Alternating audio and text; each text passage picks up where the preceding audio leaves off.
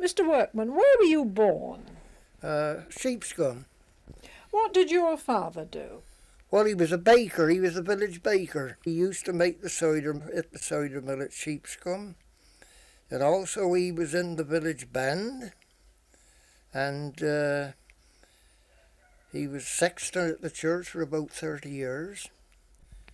And in the days when your father used to bake the bread for the village, where was the bakehouse? At the croft at Sheepscombe. It's where, well, it's near the village stores now. Did he deliver bread around the district? Yes, at Cranham, Slad, and all up round these hills. Did he go round with a horse and cart? Yes. He had horse and cart, and I used to go with him when I was a little kiddie. I can remember that because I used to get under the sheet when, he used to cover the bread up to keep the dust and all that up. And I used to get under the sheet when we used to go around, especially down Sled and all that. What was Shepscombe like years ago when you were a boy? Well, it was a very nice village, tell you the truth, but the thing is, in the recent years, look, these people have come from the towns and more or less drove the working class out from Sheepscombe. It used to be a village, a lovely little village, and we knew one another. There was Frank Niblet, which used to go around killing pigs.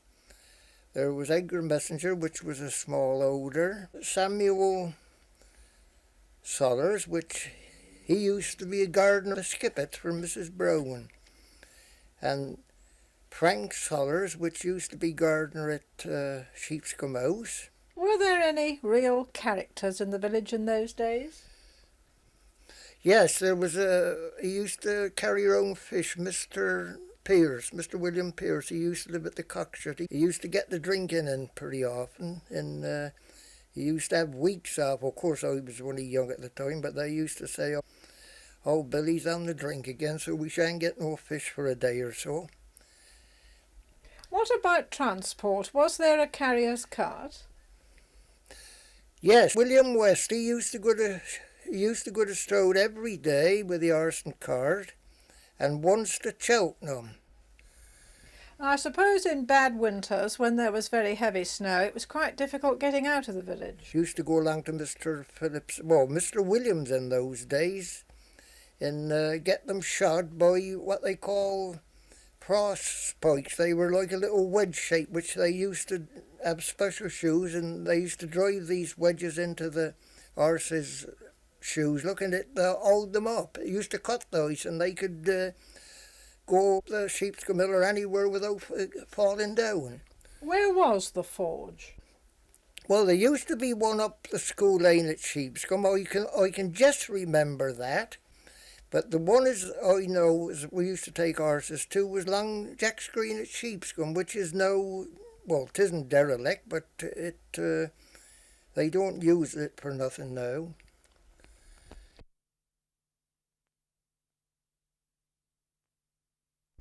And what did your father do? Well, my father was the village baker. I can remember father because I tell you why I got a good recollection of father. You may think it's rather funny, but I wasn't very old at the time.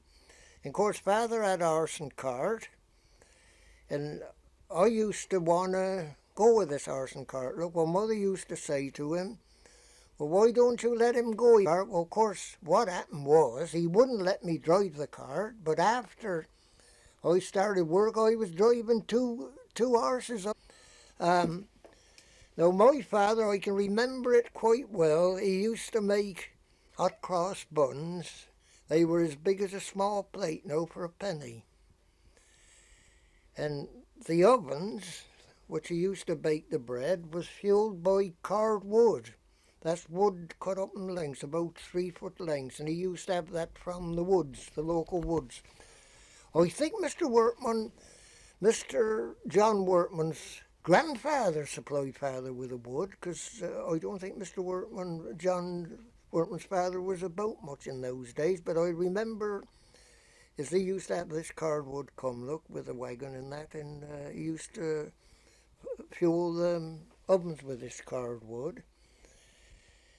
And I can remember, of course we lived at the croft, look, and instead of Father coming through the passage, we had a passage, look, from the bakery to the living quarters, the kitchen. He used to go around outside. And I thought times after, when I thought about it, sat down and thought, when my thoughts went back to the old days, he may have something there, because in a bakery you don't get much outside life. And I think what he used to go outside, he used to go and look to get this, well, I don't know what they used to put on the cakes and that. It was composed of eggs and something else. I used to dab over the hot cross buns, look. And I think he was about like me. He didn't like the indoor life, but of course in those days you had to stick what you could get. And he used to make these, what they call cottage loaves, with a double loaf.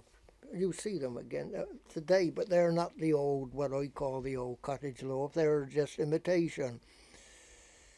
He used to take bread to Cranham, Slad, and Wick Street. He used to go to Mr Watherns at Wick Street, which I think Mr Griffith still owns that place now, at Wickridge Court. And then I remember there was a man which used to live down at Edge. He used to come and meet Father up at Wick Street to get his bread. I expect it was very good bread, Mr. It was. Workman, wasn't it? Oh, he used to have a good trade for bread. And of course, my cousin used to work for him, look. But, you know what it is, when the war came, my cousin had to go in the army, look, and Father, rather silly, he more or less packed the bacon up. He couldn't manage. He the one who took me in, look, I could help him out, although he wasn't very big, because Mother used to help him, look, and I think if he'd took Mother's advice and got me in the bakehouse, I should I hope to have been still baking now. Presumably he had to start very early in the morning. I think he used to start about 4 o'clock in the morning, and I know for a fact that he never used to finish till, well, I expect that some of the people would remember him, and I know he never used to finish till about 5 or 6 o'clock at night. I should think the villagers were very sad when he gave up. Oh yes, they were. Look, see you, and they, not only that, they had a shop and all, look, which used to sell the bread, and look, and then Mother used to have a bit of a shop there for selling cakes and sweets and that to the kiddies, and, well, we kiddies, as used to be in the village. And I can tell you what, my mother was very popular with the younger generation, because I tell you what, she used to have farms round in the shop, and the people, the young chaps, used to come there, to sit down, and Father used to make these, what we call monsters. It used to be a pint bottle of pop for a penny, and they used to come and look and get these monsters. And then Mother used to go, say she run out in cakes, she used to go through to the bakehouse look and get these cakes and bring them in. Well, I remember during the 1914-18 war that all those soldiers, well, they were soldiers then, as was customers, and Mother used to come back. And she always used to give them each a packet of cigarettes. Well, I don't know if they were all that amount. I think a packet of Woodbine's about twopence or something, as far as I can remember. But I know Father and Mother was very popular in the village with the bakery and different things. Now, what about Christmas time? Did your father make special Christmas cakes? No, I wouldn't be certain about puddings, but I think he used to make puddings and Christmas cakes. Were your bake ovens ever used for cooking the dinner?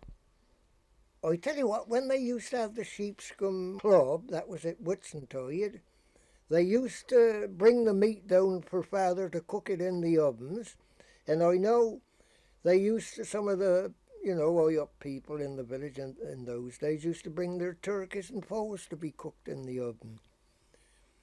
Life was so different in every way in those days, wasn't it? And the pace was so much slower. Oh, it was. Are you glad, Mr Workman, that you were born a countryman? I am. I've always been a countryman, and I hope to God I shall always go on being one. I think, I know they say about the countryman today, but there aren't many what I call true countrymen about. Mr Workman, you were born and brought up in the village of Shepscombe, and obviously in your early days life was very rural and very different around the Shepscombe and Slad valleys. Can you remember very many of the farmers who were in that area at that time? Yes, I can remember quite a number of them. There was a Mr. George Whitcomb, which used to live at the Lodge Farm, which they call it Painswick, but I always reckoned it was Sheepscombe. Uh, he used to come to the school in the winter and give two or three, old-fashioned songs. And I remember one as he used to sing with the fly beyond the termite. That was one of them. Do you know that song very well? Well, I can't. Can you sing it? No, I'm afraid I'm no singer. No, I'm sorry I can't sing that. So he used to sing the fly I beyond. used to come, that's when I was a little kiddie at school, and several other songs, and he was one of these old jolly ones, like the monks, they used to have the old jolly friar, wasn't it? A man like that he used to be to me. And then I worked for a farmer named Messenger. Now he was a bit of a character in Sheepscombe, and actually he was the character of the village. Everybody knew him. And of course I worked with him, and I got to know this horse. And he'd do anything for me, but Mr. Messenger used to stand in the horse and cart and jump up and down, and he wouldn't move. But as soon as I got into the cart, away he'd go. But I tell you a rather amusing part about it. Of course, he hadn't had many cattle, but he used to have a bull with his cows. And the funny part, mind it isn't very nice, but still I might as well say it as think it. He used to say to the people in the village, said, I should have to get a little bull and bull of myself. Well, of course, what he meant, look, is to get a bull in so he could see to the cows on his own, look, without going around, take the cow to a bull in some other farm like. And then there was a Mr. Cam from Edworth. Done more work for him than I did for Mr. Messenger, really, because he lived at Edworth Park farm. Well, I used to, when I was 14, I learnt ploughing up there when I was 14 with 2 horses. At threshing, at harvest time, I used to ride the first horse on the binder. They used to have 3 horses. Of course, these old boys, well, I was only a kiddie, look, these old chaps would get me in the middle, and of course I had to go as fast as them. And that was one of the ways we used to do our hay-making in those days. And then harvesting, well, I tell you what, I remember just above the cricket ground. And Cam said to me, he said, I want to get all that corn on this wagon. Well, of course, it was one of these big wagons with, well, I should think, I don't know what he'd hold, but any road. There was 4 men pitching up to me on this wagon. And when it come to the pinch, he said to me, you got it all on then? And I said, yes. And when it had to settle, look, for about a couple of days, to settle down, because if you moved it, and it took 4 horses to move that wagon. And usually it's about 2, but we had practically the whole field on this wagon. Terrific load it was. And I always remember that. And then there was a character which learnt me ploughing. He used to work for Mr. Cam. And I used to have to go along to when we were owing, turnip owing or something like that. I used to have to go along to the farm and get cider. He used to drink 2 gallons a day. And of course I didn't have much cider because, you wasn't used to it. And then there was a Mr. Sollers, which used to live at Clissel's farm, Sheepscombe. He was a proper old sheepskin man. He used to, whenever you'd see him, he used to say, well, oh, be, you know, proper sheepskin. He lived at the Christmas farm for a good many years. And then before them, according to what Father has told me, there was a man there named Clark. There was only one supply of water, and that was an underground tank. Well, he locked the tank up. It was the fire brigade. He had a fire there, look. And according to what I could sort of gather from what Father used to say, it was an insurance job, and he locked the tank, look, so they shouldn't get no water. And of course that burnt the ricks down, look. And then there was my uncle, which used to live at the Malthouse farm. That used to be, well, they do say that the hangman's opposite was Hangman's cottage, where they used to have the rope, you know, when they used to have the gallows on the green at Sheepscombe. And they used to keep the rope there. Well, he used to have the cider mill and the little, well, it's a small Odin. And of course, Uncle was well known in Sheepscombe. He used to have a cow which he used to call the Black Varmint. And he used to always on about apples, Warner's King, and he used to say, oh, aye, the Warner's King hen pecked them. He meant the hens to peck them, look, and he'd let them go a bit cheaper than the proper apples. He used to call them hen pecktons. Mr Mason, that was another at the Dell farm. I didn't know a lot about him. He used to have a butcher's shop too in Painswick years ago. I didn't know a terrific lot about him, but I think his son's still around the country now. I know I used to go along there with threshing, and he was a man. I was only a kiddie, I know, but he never asked you how much a day you'd get. He'd just pay you the same as the men, that was £6 a day for threshing. Of course, all these times, look, you had to walk to work. You couldn't get to work. You had to walk, because it was, well, if you had a bike, you was damn lucky. Well, times have changed so much, haven't they, Mr Workman, and particularly farming methods. Everything is so mechanised today. I mean, so much was done by hand years ago, and haymaking and harvest was so very different, wasn't it? Yes, and look, see, I think today with the farming, they're not so happy, really. The farmers are a bit greedy, really. I know years ago, the farmer, well, if it took you a week to put up a field, he didn't trouble, so why as you got it done. But today, I quite agree that today it's you couldn't do the same as you could years ago.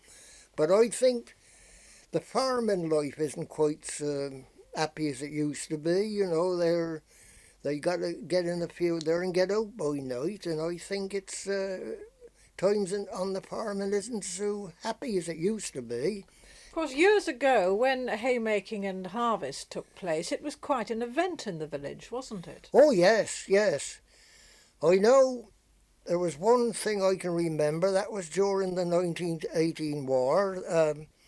We used to have a threshing machine, not a threshing machine, hay baler used to come to the lodge farm, hay baling. Well, that was a proper days out for the children, and we used to go along, look, and of course we used to get cussed really, but it was soldiers actually driving the engine, and there was two girls, look, two land girls, which used to, well, you know, thread the wires for making the bale. In those bales, well, I haven't seen a baler as big, well, not you know, that the same type of baler. Of course, the ones by law now, they got to have them smaller, but these were damn great bales, and I should think they were about on the weight and a half. Well, the girls couldn't lift them. I can remember that quite well. I didn't know there was such a thing as a hay baler in those days. Oh, yes, yes. There was, I think there's only government had them for baling hay, look, for the horses in the 1914 and 18 war. Well, the hay that was baled around this part then, where was that taken to? The Great Western Station, as it was in them days. It was the Great Western Railway Station and the Midland. Mostly they used to go to the railway, the Great Western Railway. But they used to have a traction engine, look, to take the bales, and they used to have, well, I don't know, they had two damn great trucks piled up with this hay. And of course, if you were going up, which I know quite well, damsels are laying, you couldn't get by, look, with this engine coming up, and it was of course, I'm a bit interested in engines, and it was an old Fowler. It used to have two big trucks behind him, and they used to take that to the Stoat station.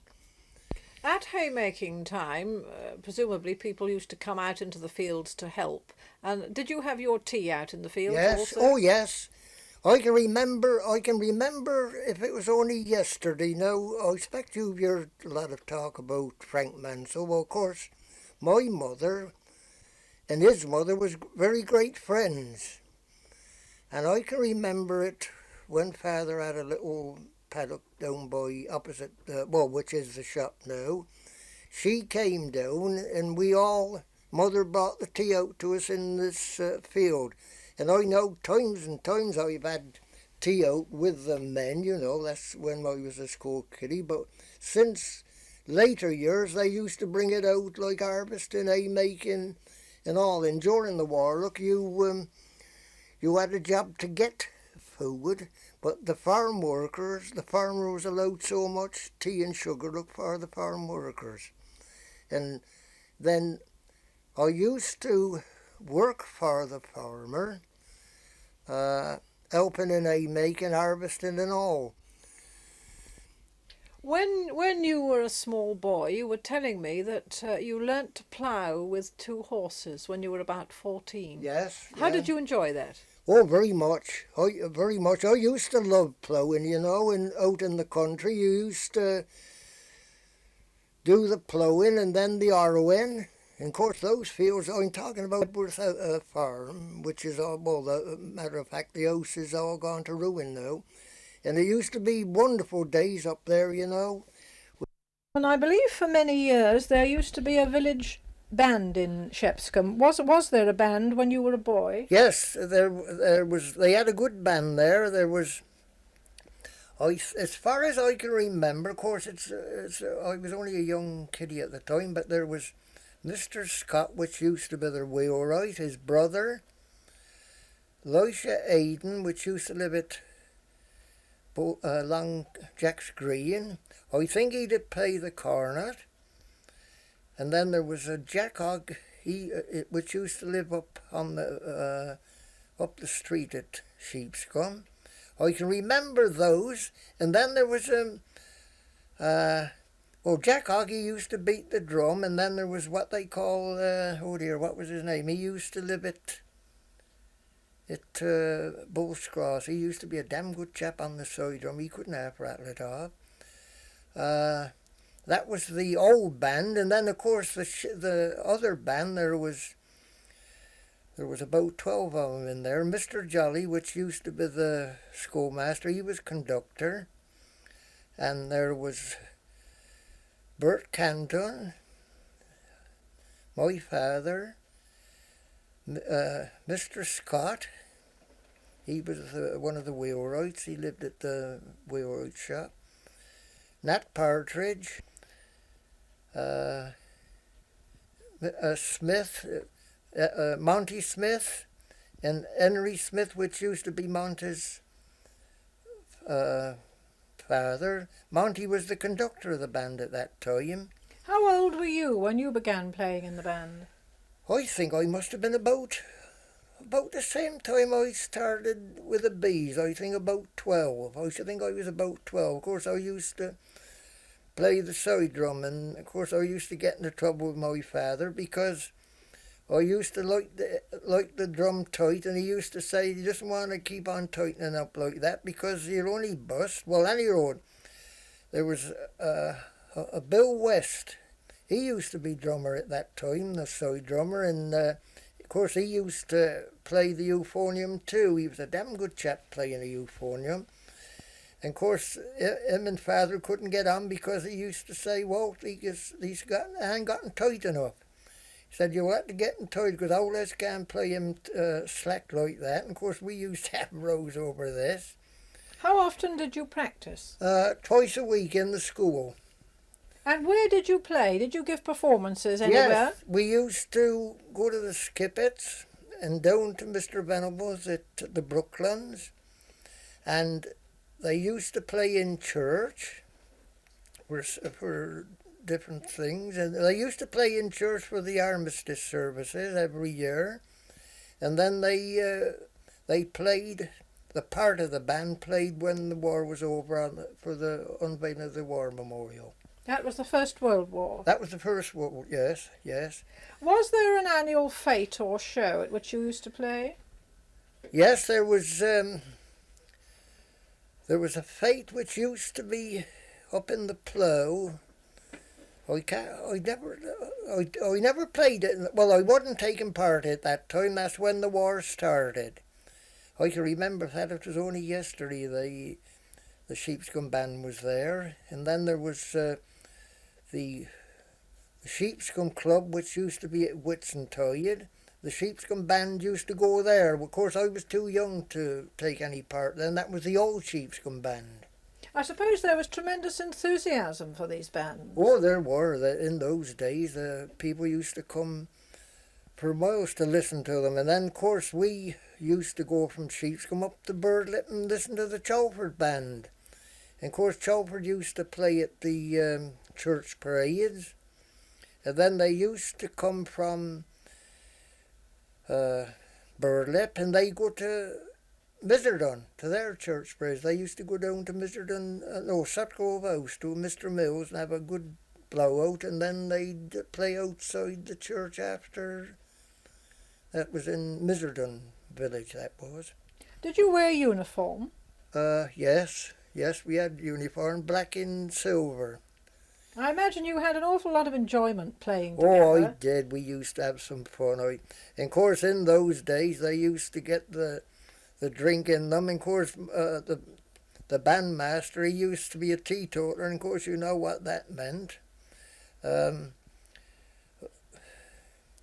Bill Westwood, I think, was the one. He used to get the drinking in fairish, and his face used to be as red as a roost cock. And I recall once we went over to, of course, we used to go over to Tottenham's Court.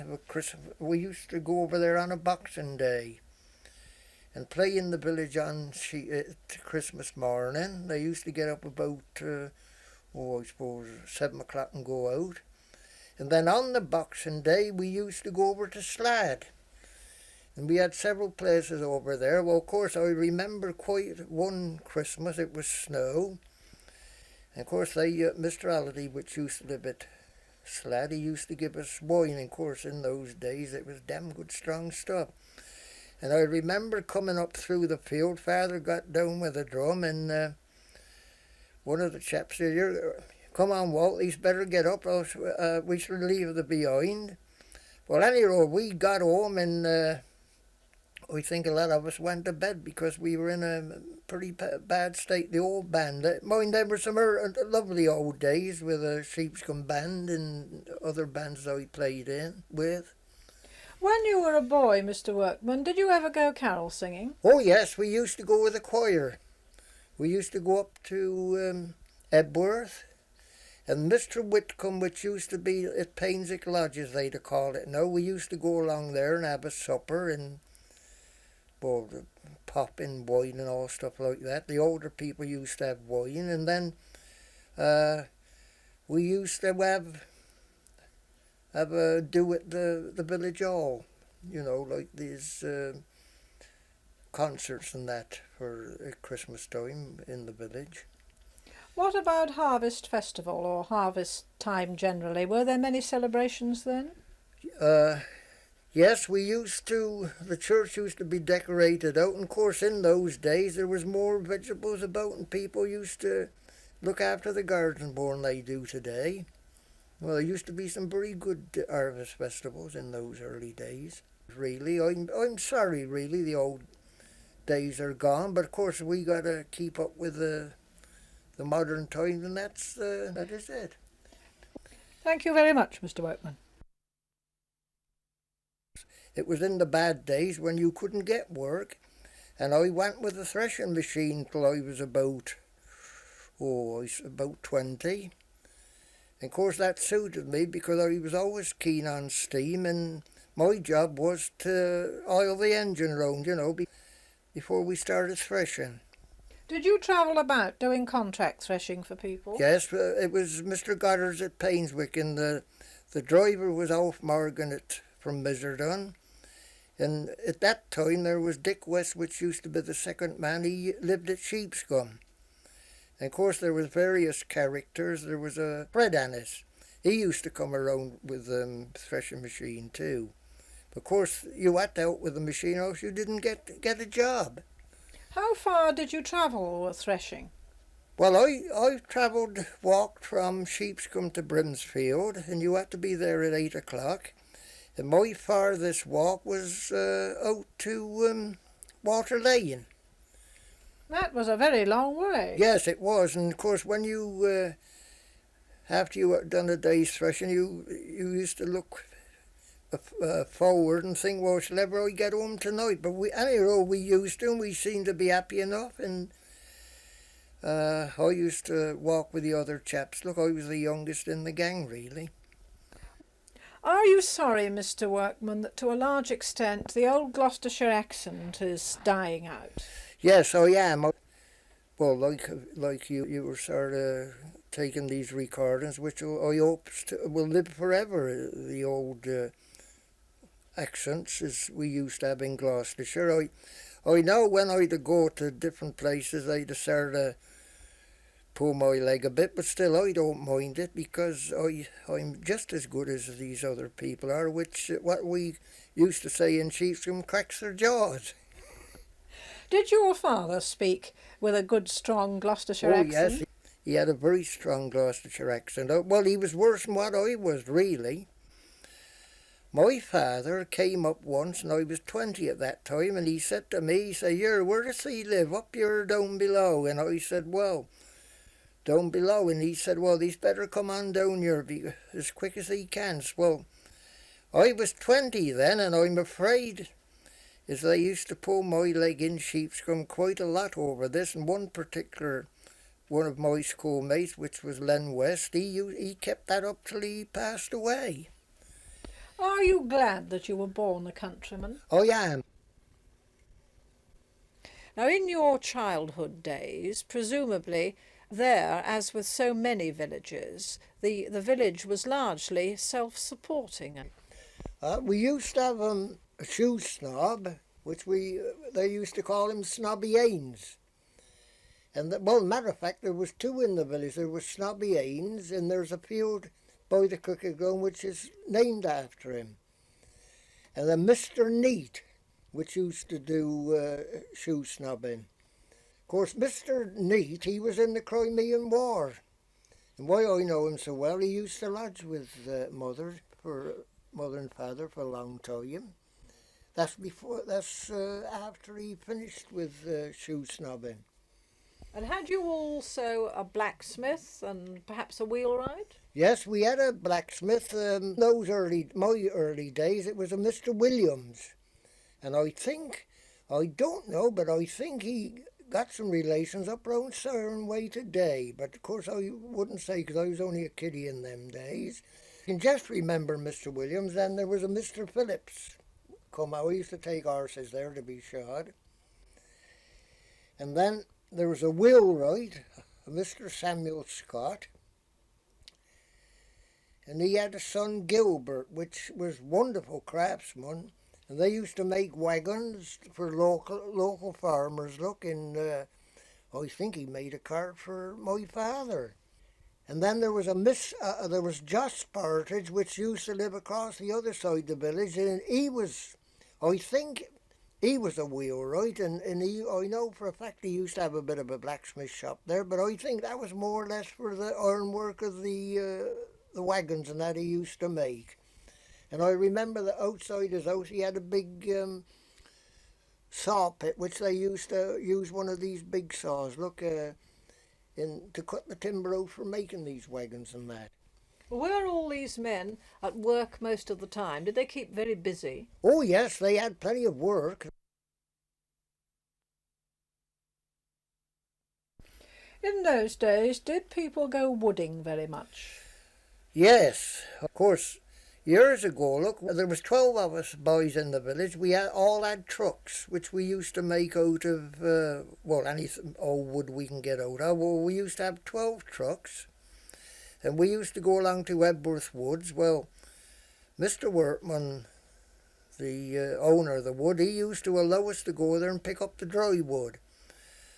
But of course, Mr Cunnington, which was the keeper, he didn't care a lot about it because, well, we never used to do any damage, but he used to think we did. But anyhow, Mr Workman said we could go there and pick up all the dry wood, providing we didn't have the green.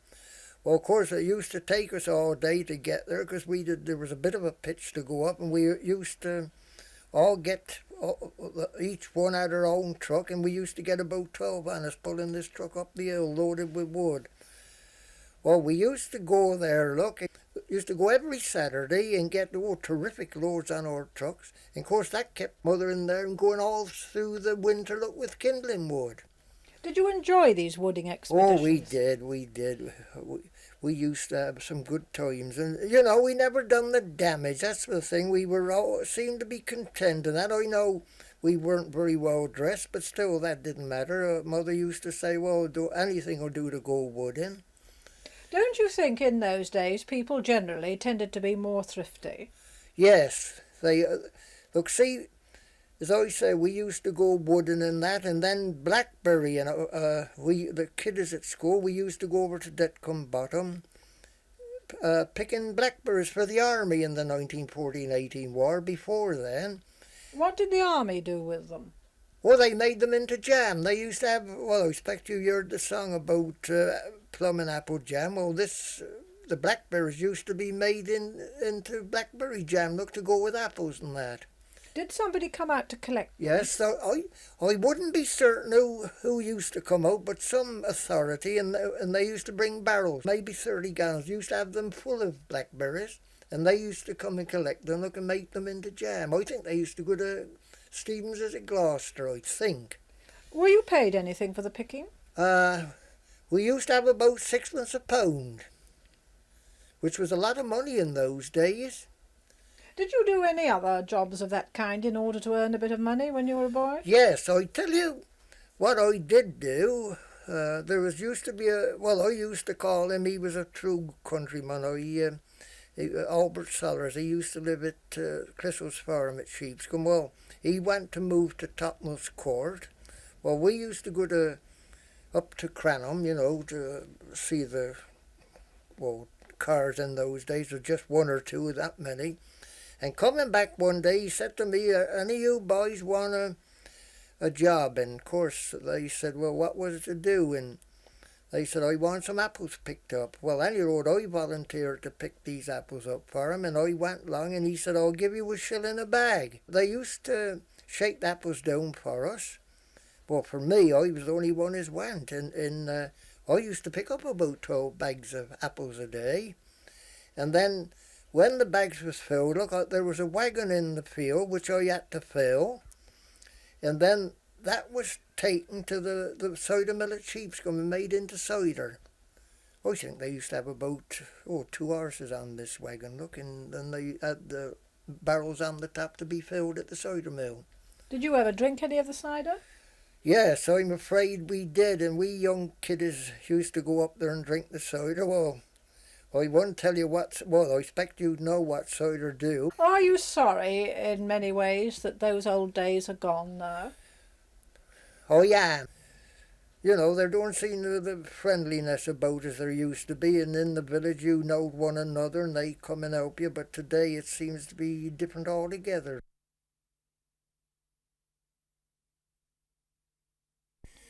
Had you many interesting old characters who used to either work on the land or come out to help at hay and harvest time?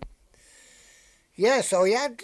I can remember a Mr. Frank Sollers from Brooklands. That's when Mr. Venables used to be there. That was one of the old tops. He was a damn good chap too.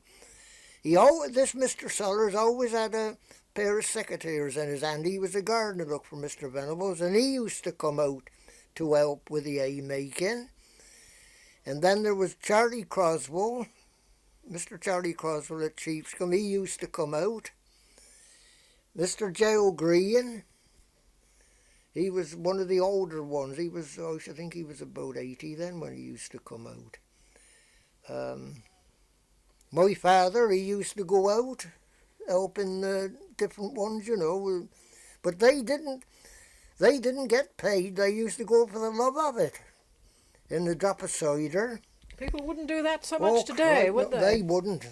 They weren't paying. No, actually, people think I'm a bit silly, really, because I do a terrific lot of work for nothing, you know, and I'm afraid I'm old-fashioned in that way, because I think that you get a lot of pleasure out in life through doing good turns to other people without pay. And I found if you'd help one another, you get help back. In some ways, did you prefer the old days and the old methods? I did, because things were more happier, I think, in those days. I know it was, with a lot of these things, I know machinery now is a boom for the younger generation and the farmers, but years ago we seemed to get away with it, and I know we didn't do so much work, but we had better crops, and there was none of this spraying now, look, as we to get now. And of course, you have very strong views about that because you're a beekeeper, aren't you? Oh, I am. Well, I tell you what, I'm rather annoyed about these aerial sprayings, you know, because a lot of people, of course, I'm one of these is to study the countryside. I know actually, always keeps my eyes open. But if people says, that look at them trees, they're dead. And I said to him, it isn't the drought, it's the spray. It's the spray. And of course, with these aeroplanes, look, they don't care a damn whether they spray in the sunny weather or the wind. And of course, when they get up in there, look, the spray drifts all over the place, look, and it kills bees or anything is going it to kill. Trees and all, if it's anywhere in their path. Now, as a beekeeper, last year I had all my flying bees wiped out with spray, and of course they never got over it. And myself, I wish to God they could have something different to spraying, because I think myself, I firmly believe that nature will beat us in then, because we're killing nature. No matter, nothing can live today. These farmers, look, they'd shoot these crows and all things like that. Look, see, and they all do good. They all do good if they were only left to get on with it. Because I'm absolutely, of course, knowing a little worked on a farm with this leather jackets and wireworm. Look, see, the crows used to kill all those. I know the farmers, I'm sorry to say, I'm afraid the farmers don't take much interest in nature, really. If they only was to think, is the crows and that, they do a terrific lot of good. So you're a great believer in nature conservation? I am.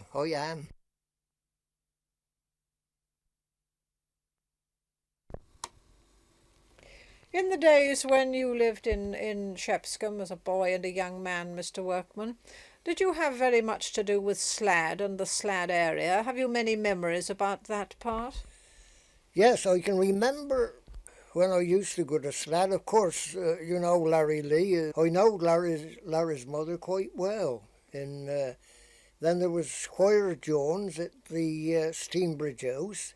He used to give the kids a school treat at Whitsuntide. And then a Mr. and Mrs. Vick, they was a chapel people, and they used to go up to Scrubs at Whitsuntide for for a picnic and that. I remember that quite well. And then there was a Mr. Joseph Diggison, which used to live at the Dome Farm, which in Larry's book it's mentioned. And then he's got a son which is still alive over at Stroud, a Mr. Ernest Diggison. I remember him quite well. Did your father make deliveries all down the Stroud Valley when he was baking bread? I used to go down Steambridge and roam that way and make a circular tour up to the Dome Farm. Well, how did he get on in very bad winters when we had terribly icy roads and a lot of snow? Well, he mostly carried the bread in bags. And had to do it on foot? Yes, yes. But I know on one occasion, I think it was down the Sladway, that he had bags over the arse. He sort of led the arse, took and put the bags over his back to take them down. He was a very conscientious man. I don't think ever he let people down as regards taking the bread about. Can you recall any very hard winters when you lived in Shepscombe in those early days? Right, I must bring in the band. I was in the Sheepscombe band, and I remember we went along to Tottenhall's Court, where a Mr Sollers, which I mentioned previously, used to own. He was from Sheepscombe. We went to Tottenhall's Court. Well, the snow was up the tops of the edges, and we had a hell of a job to get along there. I don't know, it took us about 2 hours to get along there to Tottenhall's Court. And I remember we used to come up, about 4 of us from Sheepscombe came up to Whiteway from Sheepscombe to a dance many years ago, and we used to have to get on top of the walls because the snow was, I don't know, 8 or 9 foot high, it used to be. That'd last for ages. Look, see, the one side of Sheepscombe used to be like summer, then on the southern side, the snow used to be there for weeks and weeks. Well, I suppose at that time the blacksmith was very busy putting frost nails into the horses' shoes. The frost nails used to be like little spades, and they used to bang these frost nails in, and of course that'd keep the horses like little spades digging into the ice or snow. What about Christmas time? Were there many celebrations in the village, or did you go carol singing, for instance? Yes, we used to have a concert, which the local characters used to come out. We used to have some happy times in the village at Christmas time. How did you light your way? Did you have candle lanterns? I think you could buy them for about twopence or threepence at these bazaars, and they were a little square lamp with a candle in, look, and then if the glass broke you could get it replaced with a piece of glass. I suppose it was about 6 inches by about 4, and then you could slip this glass in, look, and always have a lantern. Did you buy the lanterns at the local shop or in Stroud? In Stroud. Did you go to Stroud very often? About once a year, and that was at Christmas. I used to go at Christmas. Father used to take me to see the shops. The town was so different in those days, it was. Wasn't it? You could go up there looking, you'd never see much about. Of course, there's mostly horse traffic, and that there wasn't much. Well, Father, when he used to go, of course, he used to go to the Cotswold stores up High Street at that time to get provisions for the shop, look. And I know times as he been down there at 10 o'clock at night with a cart to get these provisions, look, and we had to come all the way back to Sheepscombe, getting home about, past 11, I think. Why did he go so late at night?